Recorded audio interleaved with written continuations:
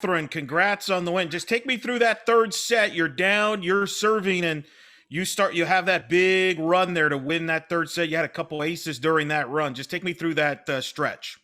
It was definitely nerve-wracking at first, of course, but once I got back there and I saw my team working as hard as they could in transition and things like that, I knew that I just had to go back there and put a ball in the court and hard and try to put the other team out of system so that we could run our offense and eventually come back and win that set.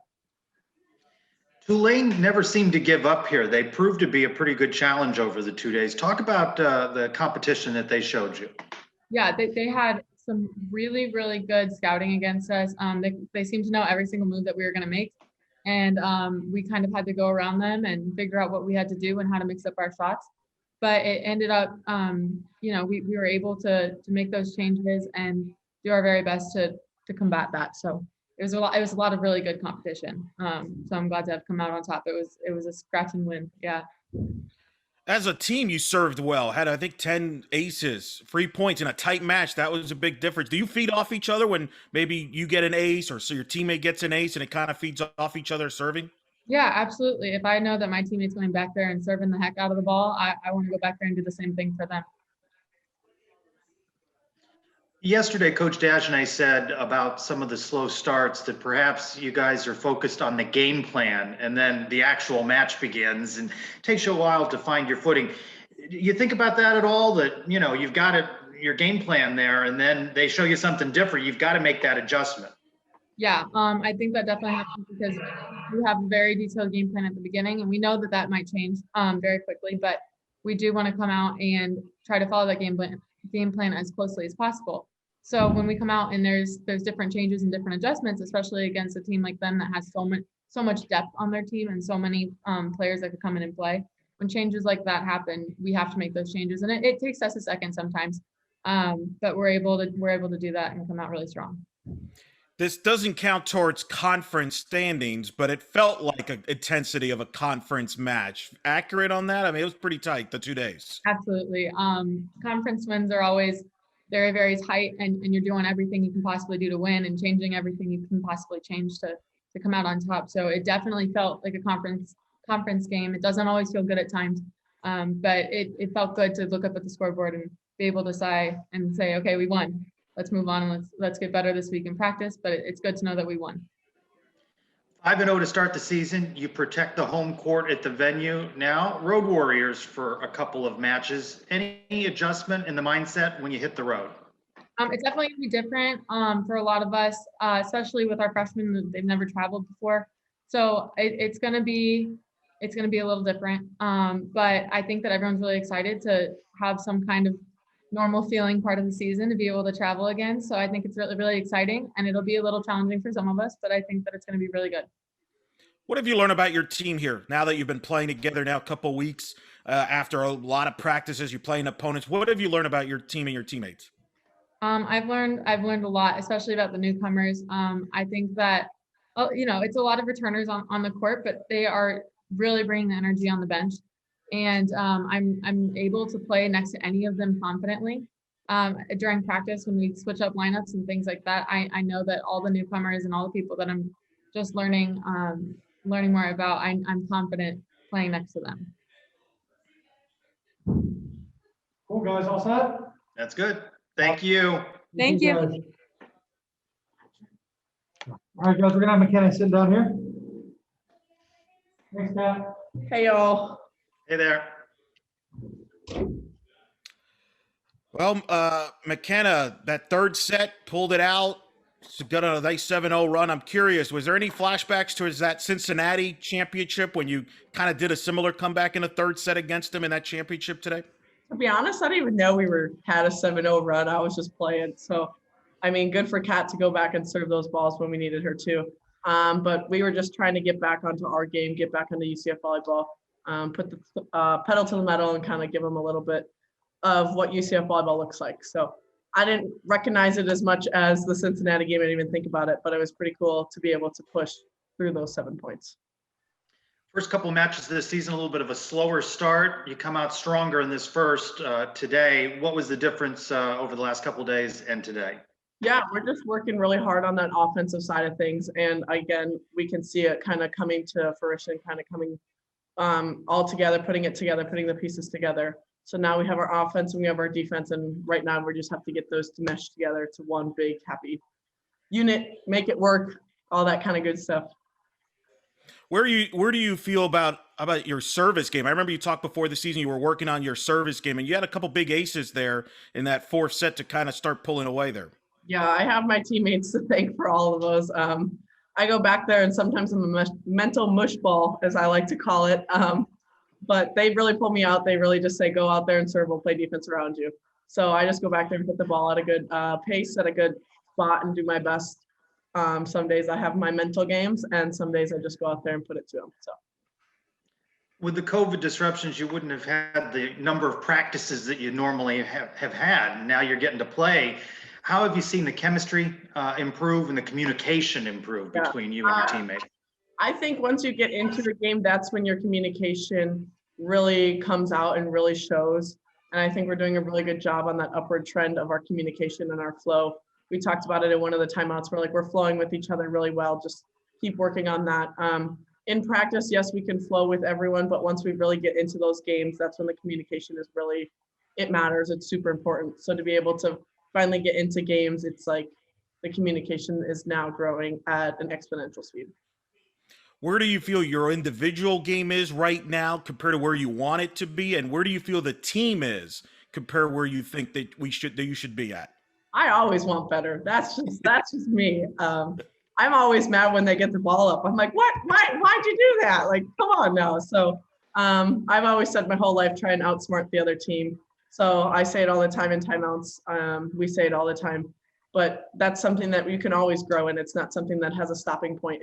You're always outsmarting the team. So it's not necessarily, there is no stopping point. It's always, how am I going to get better? How am I going to push? So for me, the line's always here, and we're just one step below. So always. So it's just that next step. Outsmart them, outplay them, outwork them. We can always do that one step more. 5 matches at home, 5-0. Now you hit the road for a couple of matches. What's your message to your teammates about the difference between playing at home and hitting the road? It's just about ourselves now. We don't have those fans on the outside helping us, rally us, and everything like that. So it's really about us. It's about the 18 players on this team to be able to come and support, and that is our mojo. That is our new game plan now. So to be able to look each other in the eyes and say, this is your energy. This is all the energy you have. So you have to bring whatever you got. Are you more vocal this year than you've been your first 2 years? I've noticed at times when things aren't going well, you kind of rally the group together there. I'm curious if you've taken more of a vocal leadership than maybe in the past. I think a little bit. I've always kind of had a very strong voice, as I'm sure Todd will tell you, but I've always had a very strong voice. But I don't have those upperclassmen as I did last year that were helping me lead. So I do have Narissa right now and Amory and all of those guys that are really helping. But right now on the court, it is something that I'm focusing on, and I'm seeing more of the game and stuff like that. So to be able, again, with 7 new players, we're trying to bring in 7 new people to this offense and to this defense. So just to be able to help them. So communicating in a strong, positive way is something that I've tried to learn these past few years, not necessarily negative, not necessarily bad, but bringing that positive spin on everything. So. Do you pick and choose when to kind of assert yourself during the match? I mean, at times it looked like at times there, especially early, you were dominant, and then during the middle of the match, you would pick your spots. Hey, we need these points right now. You kind of take your games to a different level. I don't necessarily think that it's a chess game. Some days or sometimes my other people are doing more things, so I'm just kind of like, hey, this is when. But I'm never going out there being like, oh, I'm not gonna give it my all. I'm not gonna try and go for the kill. It's always a kill. It's always going for that kill, going for that smart shot. So that chess game is always in effect. It might not necessarily be seen, but it is that mental game of when is it a good time to take that kill, and when is it a good time to put my team at an advantage, so that when we come back, we can set somebody else to get that kill. Cool. All set, guys? Yeah, thanks. Good deal. Thanks much. McKenna. Thank you. Okay. Hey guys, coach coming in here for you. Gentlemen, how we doing? Hey there. Yeah, it had every bit of a conference battle that you would think. the message to the team in the locker room was, this is what a conference win looks like.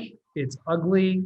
It's slimy. It feels dirty. You don't feel great. You feel like you played terrible. But that's what happens when a team you've played, under this coach now at least 10 times. They've got a pretty good idea what we want to do. So they take some things away and force you into really limiting your options. And again, I thought they made some fantastic adjustments. Now, with that being said, we figured they were going to make some adjustments. It's going to open up some other things. And it did. Today, our right sides didn't have the day that they had yesterday. That had a lot to do with how Tulane was blocking us, but it opened up the left sides. Our plan is not to set McKenna Melville 67 times in a 4-set match. That's ridiculous. But it's what we had. It's what they gave us. And, thank goodness she's on our side of the net, because for her to go out there, take 67 swings and only have 5 errors is pretty special.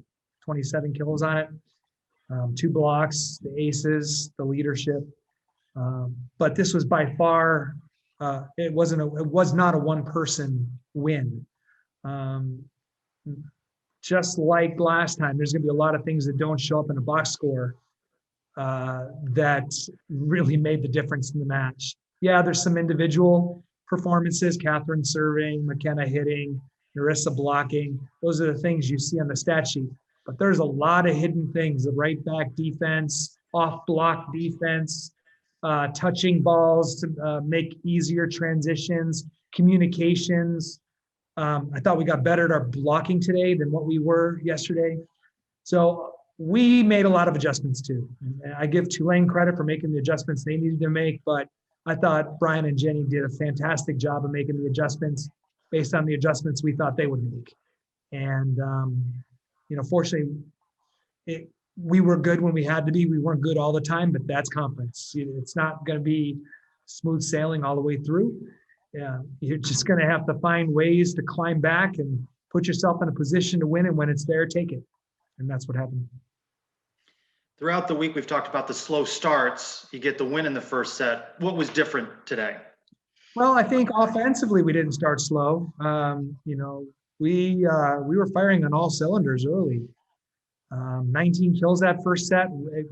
19 kills out of 25 points. Usually you get 6 or 7 from your opponents, at least. Then a couple blocks, maybe an ace or something like that. But we had to have 19 kills to win that first set. And that was a 25-18 set. So they gave us nothing. We had to go out there and we had to score everything for ourselves. I think they only gave us 4 points total. That's, insane. And so we did not start slow. We just didn't defensively. I don't think that we were as good today as what we want to be. We're going to learn a lot on the defensive side of the ball from this match. They were really good. We buckled down at the very end of that first set, but they were out hitting us or tied with us.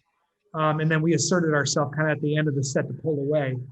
But that first set set the tone that it was going to be a battle all the way through. There was going to be nothing easy. In my mind, I had this is a 5-setter written all over it. It's going to be like 17-15 in the 5th set. I hope we're on top. And it might have been if you didn't pull that comeback in that 3rd set. Take me through that. That was incredible for me. It reminded me of the Cincinnati Conference Championship match in that 3rd set where you came back behind. It looked like you're going to be dropped the set and you won it.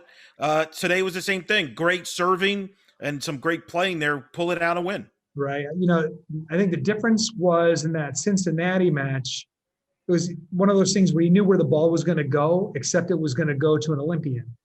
And so you had to just find some way to stop it. And then Anne-Marie stepped up and just, put Jordan Thompson in a phone booth and stuffed her right off the floor. This was much different. That run took Kat serving, a strong block, great defense, good transition swings, got a couple of breaks from them, but we had to go out and earn a lot of those. I think we earned 5 of those 7 points that we got.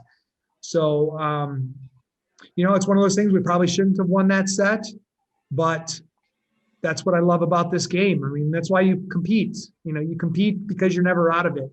you make a play here, you make a play there, you have a chance to come back and put yourself in a position to win. That's what we did. We went out, we just kept stringing plays together. And fortunately, they couldn't get that one break that they needed to. We've been on that end of things before. And it's a good feeling to go and string that many points together when your back's against the wall.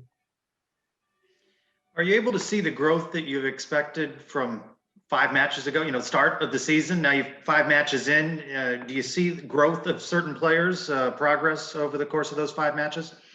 Not even so much players, but of the team. We got tested this weekend. We had talked about being tested yesterday. And today we were really tested. We were behind. This match could have went to 5 sets. We had a team that was playing very consistently, doing things that we knew they were going to do, and we couldn't do anything about it. And what I learned was the toughness and the resilience. That's a word that we used a lot with this team last year. They were just an iron bar and they would never crack. And now we're starting to show those signs of just that, having that toughness when it's tied late, or even when we're down late, we need points. Having that toughness and that mental fortitude to just not quit. A lot of teams quit, give up. Neither one of these 2 teams did that. They made us go out there and take it. And I'm proud of our team for going out there and doing it. How much of that too is that championship DNA you have on your team there, that they've been through those battles, know what it's like in those big matches, and know that, hey, maybe things on days that things aren't going well, they find a way to get that result. I think it's a team that expects to win. And I think when you're a team that expects to win versus hopes you win or thinks you can win, I think you're a different team. Now, it's a team that understands they're not, it's the chances of going undefeated in the year are pretty small. But it's a team that expects to win every set of every match and then win the match. And you're right, that is baked into the DNA. It's a tenet that's held very closely by the upperclassmen, passing it down to the younger ones, and they're starting to get what it feels like. I don't care if you don't feel good or you're not playing well or whatever, you perform for your teammates. And that legacy is being passed down quickly, and they're starting to get a taste of it. And really, this weekend was the first taste for a lot of younger players of going up against a team that just wasn't going to let you have the match. You have to go steal it. Took care of business at home. Now the team hits the road. McKenna said, you're going to have to bring the energy. Each player is going to have to bring the energy. You're not going to have the home crowd, the fans behind you. What's the challenge, especially for the younger players, of hitting the road, and the advantage of having that Tuesday match now before you head out on conference play on the weekend? Yeah, being on the road is a challenge, especially for the younger players, because there's a very specific regiment that we go through when we're on the road. That's going to change because of COVID protocol. So we're going to have to, kind of work into that. On the road during conference on a Sunday, on the Saturday before, we usually do a serve and pass and then a walkthrough together, and then we just go play the match on Sunday. But we're driving up there the same day we're playing. So we're going to do our serve and pass and our walkthrough the same day we play. Then we're going to go play the match. Excuse me. Can someone make sure they cut that off, okay? Sorry about that, guys. We're going to have to just make sure that we handle business, because it's going to be a long day. A video, probably going to do that here, go there, do our walkthrough, get our serve and pass, play the match. It's going to be one of those mental toughness days where you just have to survive the longevity of the drive and the itinerary. So it's going to be the first of many that we're going to have to do this year. So get a chance to get it started on Tuesday. Got 10 aces. They only had one. Kathryn was big in that third set during that run and serving. What did you see offensively that was working from a serving standpoint, and maybe defensively as well? Not, serve, because that was kind of really one of the bigger differences in the match. It was a pretty even match. You get some free points that way. Yeah, but I think both days were the same thing. I think the serve and pass game was the difference. However, I thought they were a lot better today overall. To be honest with you, the 11 aces is a surprise to me, because a lot of times when we have those 11 aces, maybe 3 or 4 I expected, hey, we could get an ace on this if we execute this right. The other ones were just, wow, some of them were we missed our serving zone and still got the ace. It was nice to have the 11 aces. I'm not sure we earned all 11. And, Tulane is traditionally a very good passing team. And they're going to continue to get better. I mean, take the aces out and they were passing ball for ball with us. I thought we were great in serve receive today. I was really happy. Both days, I thought we were great in serve receive. But yeah, no, I can't explain the 11 aces. I'd like to think it was because we were serving tough, and we were serving tough. They're a better ball control team than that. I think we might have just caught them maybe leaning one way or another or something, but who knows what plays into that. But yeah, you take those out, and this really is a toss-up match. I can't sit here and say we're better than Tulane. And I don't think they can sit there and say they're better than UCF. I'm sure they can sit there and say, hey, we can beat UCF. And they're right, they can. Didn't happen this weekend, thank goodness. We executed when we had to. The aces were a surprise, and we didn't have a typical UCF offensive day, but that was because of them. They made us not do well. Fortunately, the blocking game and the serving game came up big, and it's really what put us over the top. Because other than that, we're pretty much statistically a dead heat. Yeah, that was even. That's why that was so critical, getting those 3 points in a tight match like that. And also helps to have the best player on the court, McKenna. Obviously, I know you said you don't want to use her that often, but when you have to, she's there for you and delivered nearly a season high and nearly a career high. But also I've noticed vocally was with talking to her players, more vocal. She says she's always been vocal, which you can confirm, she says. But I've noticed her being more vocal with the players maybe than past years because maybe she's one of the veterans now, whereas before she wasn't. Yeah, I think, when you have a Jordan Pingle on the team, you have a Mackenzie Kuchmaner on the team, fifth-year players, or Christina Fisher, there's only so much space to get words in. And I think, McKenna is a student of the game, with her mom being one of the top high school coaches in Minnesota. She's been studying volleyball since she can remember, 6, 7 years old. So she knows. As a matter of fact, there was a pivotal point during that run where McKenna mentioned to me, why don't you try this? And I thought about it. I said, no. And I said, you know what? Let's do it. And it ended up being the difference of the set. She made that call. It's like having a coach on the field or on the floor saying, I think this will work if we do this. And, I let her make the call. I trust her to make recommendations. Now, I don't take every recommendation from her, but that was the right call at the right time. And that made a big difference in that comeback. So, no, she does. She rallies the troops. She's got good things to say. She never gives up. She wears her heart on her sleeve. Most of the times that's good. Sometimes it's not so good. We have to talk about it. But she's clearly the leader of this group.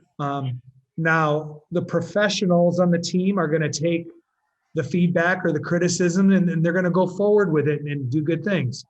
The ones that aren't or a little more insecure aren't going to take it as well. And unfortunately, they're going to fall behind because she's out there doing what a leader does on a team that has big aspirations, and she's leading.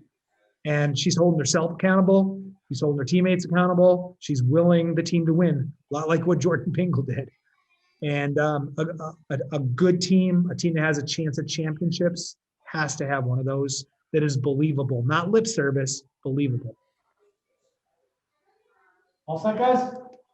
All good. Thanks, Coach. Thank you very much. Thanks for being with us this weekend. Appreciate it. No problem. Thank you. Safe travels.